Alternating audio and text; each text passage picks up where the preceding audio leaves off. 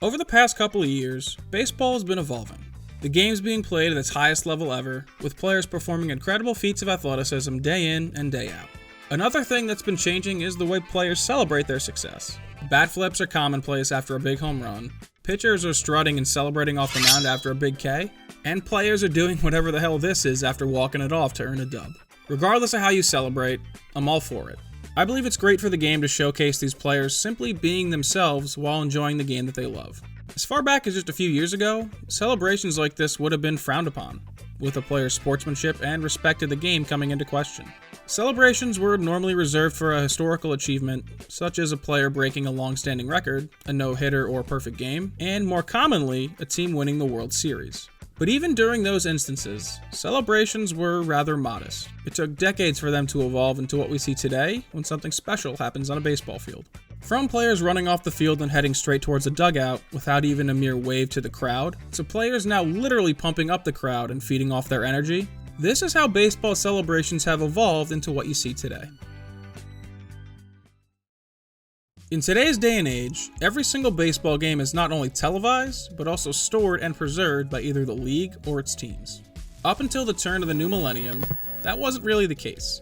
Local stations would broadcast their hometown team's games, but they were rarely stored, and most of the footage was never saved.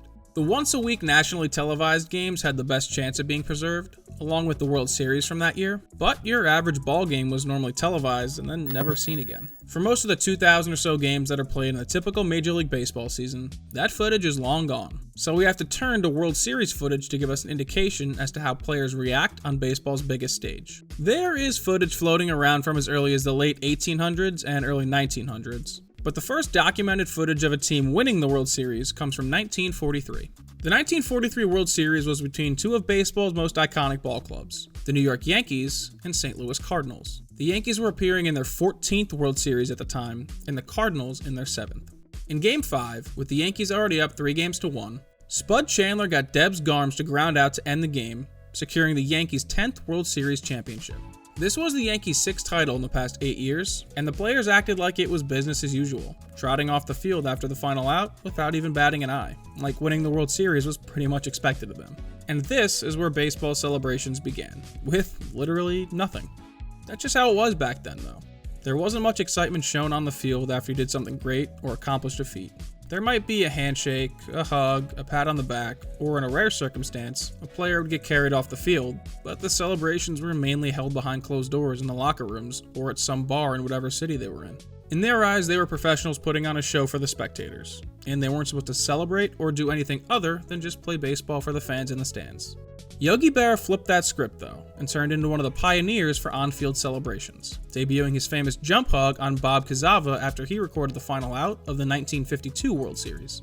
He further popularized that jump hug a few years later after Don Larson tossed a perfect game in the 1956 World Series, all while Larson himself was trying to retreat to the dugout after pitching one of the finest games in baseball history, not wanting any of the attention. Also, speaking of Yogi Berra, it wasn't until recently that I found out that he was in left field during Bill Mazeroski's walk-off home run to end the 1960 World Series. Mazeroski waving his arms in a circle, and the emphatic look on his face was probably the most emotion ever shown for a player during that time period.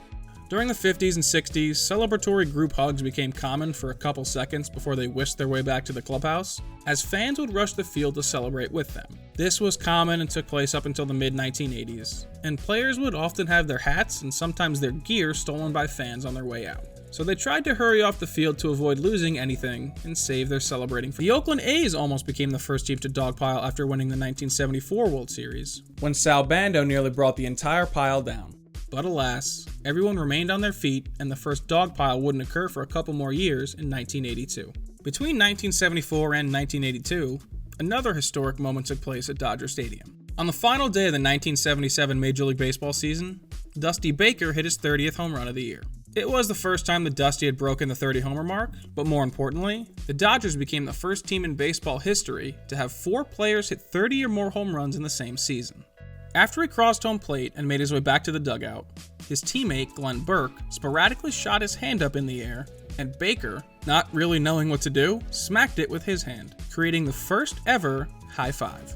Low fives had been around for a while, but the over-the-head high five was entirely new. There are a couple accounts as to where the high five first originated, but Baker and Burke are often credited with being its inventors of the now common display of excitement. A couple of years later, after Bruce Sutter recorded the final out of the 1982 World Series to secure the championship for the Cardinals, his teammates rushed the field with delight. So much so that they knocked over the celebratory mosh pit, if you will, to create the first ever dog pile. It had looked like Mike Ramsey, over there on the left, was going to knock the pile down as he jumped on top of everybody, but he was quickly denied, and as the dugout came rushing in, they buckled the knees of catcher Darryl Porter to bring everyone down on the grass, creating history in the process. Now, there might have been a dog pile before, but this was the first one ever recorded and preserved on film in a Major League Baseball game. The second dog pile came only a few short years later in 1986, when the New York Mets defeated the Boston Red Sox in one of the most exhilarating series of all time. The wave of Mets charged closer Jesse Orosco from the dugout and pretty much swallowed the southpaw whole, creating a violent and somewhat beautiful dog pile at the center of Shea Stadium. The Twins followed the Mets' lead with a dog pile of their own a year later in 1987. The Toronto Blue Jays dog piled after celebrating their first World Series win in 1992, as well as the Braves in 1995 after their third and most recent World Series title. The Yankees had a pair of dog piles in the 90s, one in 96 where Paul O'Neill tumbled over the top, and another in 98 when they almost snapped Mariano Rivera in half on their way down. The 2000s saw the Angels dogpile after their lone World Series title in 2002, as well as the Phillies in 2008, when Ryan Howard ran through Brad Lidge and Carlos Ruiz to start the pile. The Cardinals are the most consistent, dogpiling in their past 3 World Series victories. The aforementioned 82 team, the first to ever do so, the 2006 Albert Pujols and Adam Wainwright-led club, and again in 2011, the latest instance of a team dogpiling after winning the Fall Classic. Now, dogpiling may not be alive in the professional ranks anymore, but it's still a major part of the college game. While the winners of the World Series in Major League Baseball have only dogpiled 8 times since 1991, every single Division I College World Series winner since then has dogpiled after winning the national championship. Every single one. That's 29 consecutive, not counting 2020 when there wasn't a College World Series. But I'd assume that the 2021 national champs will also pile at TD Ameritrade Park in Omaha this year. I'm not 100% sure where the disconnect in mentality is between the college and professional celebrations, but I got a couple of theories. Injuries have occurred at the bottom of these piles, and when you have 20 to 30 full-grown men jumping on top of each other, that's a lot of weight and a lot of pressure you're putting on whoever's on the bottom. I've been in the middle of a couple of dog piles, and while they are fun, I can see why some professionals choose to avoid them. College kids are pretty much fearless and think they're invincible, and don't mind nearly suffocating for a couple of seconds and getting kicked in the head by a knee or a cleat. Since the birth of the dog pile in '82, players expressing themselves on the field has become the norm. Throughout the past 40 years or so, we've seen Kirk Gibson famously pumping his arm after hitting a walk-off dinger in the '88 World Series. Joe Carter jumped for joy after walking off the '93 World Series, Ozzie Smith flipping around in the infield, Sammy Sosa doing his home run trot, and even more recently the Soto Shuffle. But arguably the biggest development was Jose Bautista's epic bat flip in the 2015 ALDS. Even so much as 6 years ago, flipping your bat was considered disrespectful, and Bautista even caught a punch for it, but that's just what you get when you're an early innovator. Not too many people agreeing with you. Players have developed a sense for celebrating in the moment, not waiting for an event such as a World Series or a no-hitter to do so.